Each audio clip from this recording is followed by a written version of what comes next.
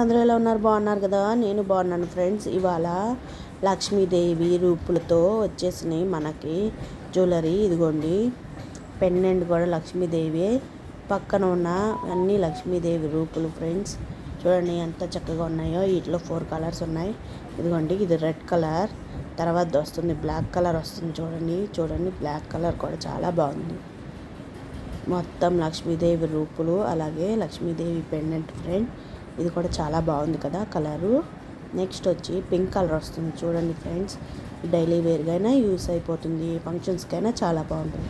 చూడండి, ఇది pink colour వచ్చింది. చాలా చాలా బాగుంది కదా ఫ్రెండ్స్.